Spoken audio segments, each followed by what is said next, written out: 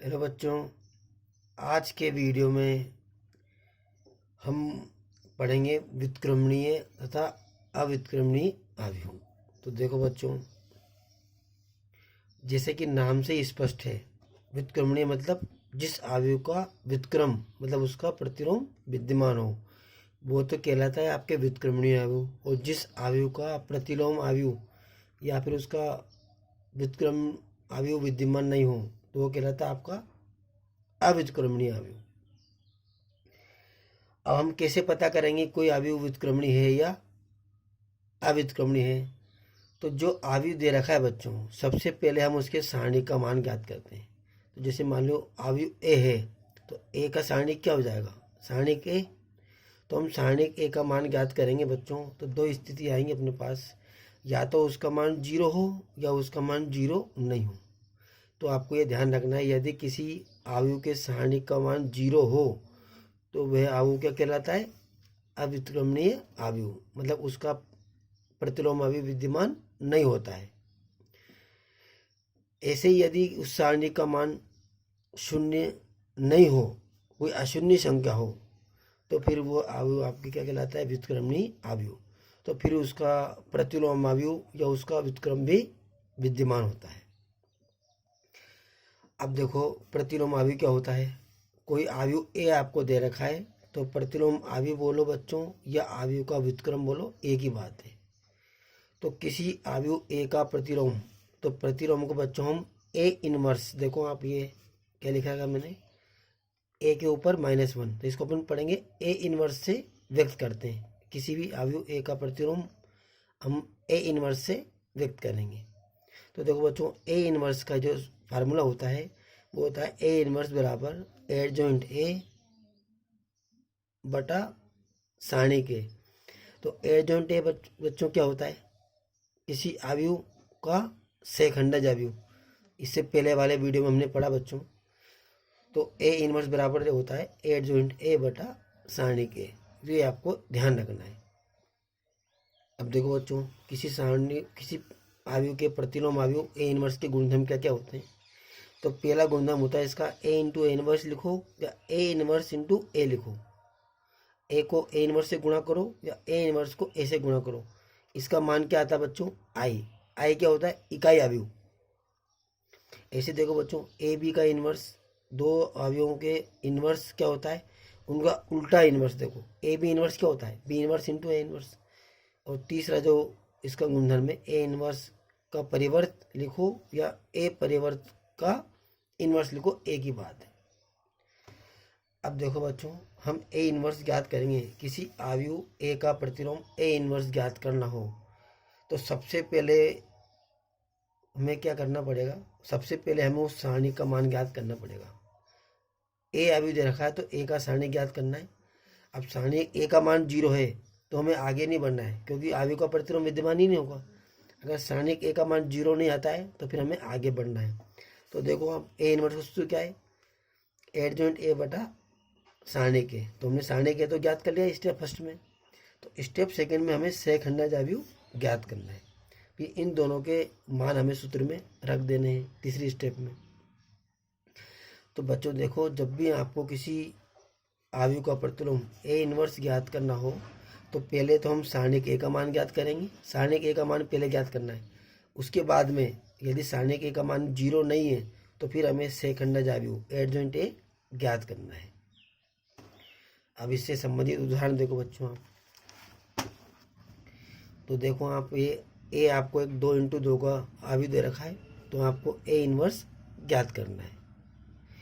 तो सबसे पहले हम क्या ज्ञात करेंगे? हमने इससे पहले देखा, बताया आपको कि सबसे पहले हम सारणिक ए का मान ज्ञात करेंगे।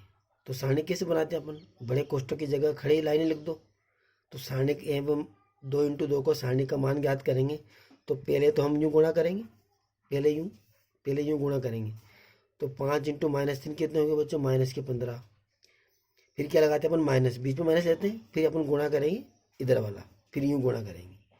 तो 6 को -4 से गुणा करेंगे तो -24, और बीच में क्या लगा दिया हमने? माइनस। बीच में देखो बच्चों माइनस आता है, पहले इधर गुणा माइनस फिर यूँ गुणा।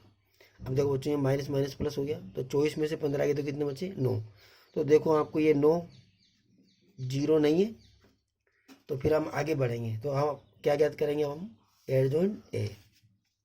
तो बच्चों देखो हमने इससे पहले वाले वीडियो में पढ़ा था एडजॉइंट ए बराबर क्या होता है, ए आई जे का परिवर्त। किसी आयु के सहखंडों से बने आयु का परिवर्त क्या कहलाता है, एडजॉइंट ए। तो हम आयु के सहखंड ज्ञात करेंगे और उसका परिवर्त कर देंगे, तो हमें क्या प्राप्त होगा, एडजॉइंट ए। तो सहखंड क्या होता है, ए पाई जे। तो देखो ये 2 × 2 का आयु है, A11 A12 A21 A22। तो सहखंड में भी क्या होगा, 11 12 21 22। तो सबसे पहले हम ज्ञात करेंगे A11। तो हम पहले इनको जोड़ के देखते हैं बच्चों।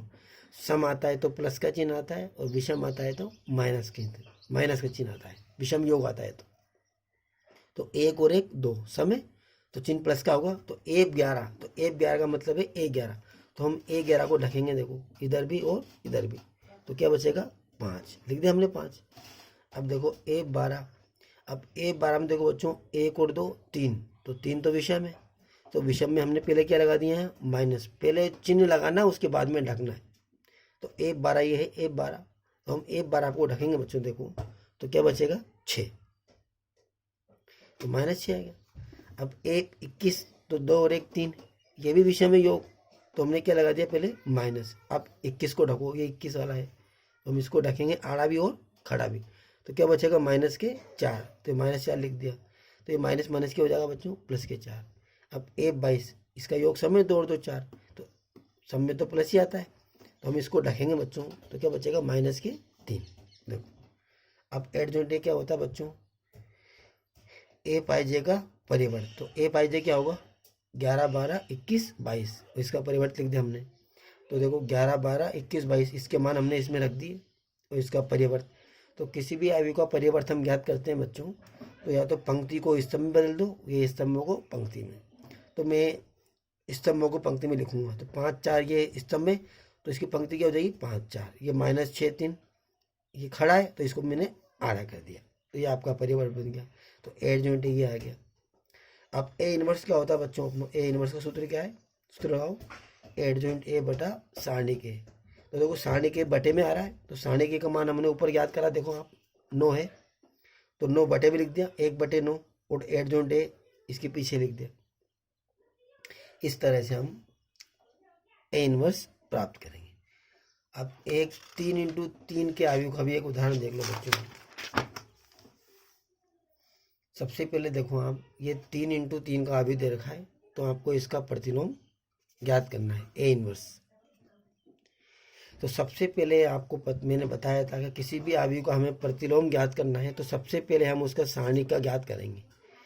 तो हम आयु ए का सारणी ज्ञात करेंगे, तो ये 3 × 3 का सारणी है।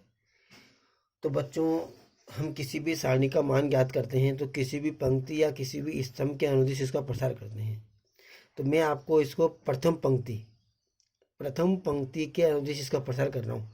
तो देखो बच्चों, प्रथम पंक्ति में ये प्लस आएगा, ये माइनस आएगा, और ये प्लस आएगा।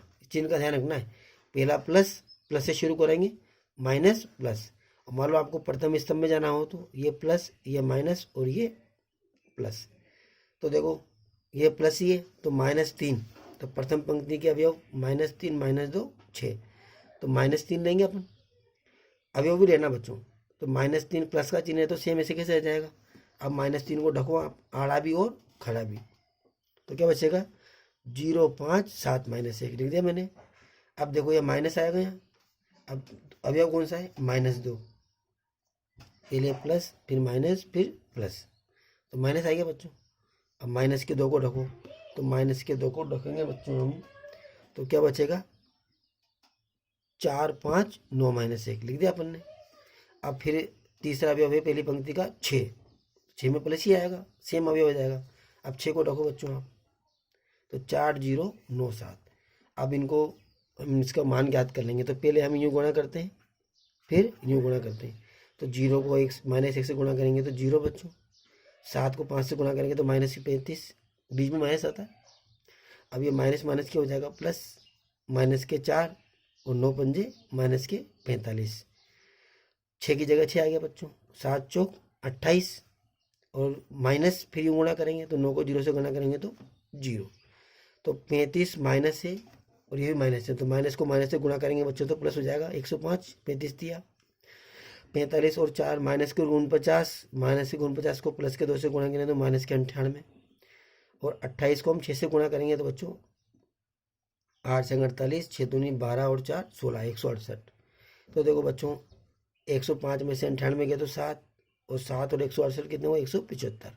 तो ये आप वो देखो जीरो के बराबर नहीं है ना, जीरो नहीं है ना, तो हम आगे बढ़ेंगे। तो अब हम इसका एडजॉइंट ए, हम इसका सेकंड अभी ज्ञात करेंगे एडजॉइंट ए। तो बच्चों देखो सबसे पहले हम ज्ञात करेंगे, देखो 11 12 13 21 22 23 31 32 33। तो ए 11 का सेकंड क्या हुआ ए 11, तो एक और एक 2 चिन्ह प्लस का आएगा। तो ए 11 को ढको बच्चों, आप 11 को ढकेंगे ऊपर, देखो आप 11 को,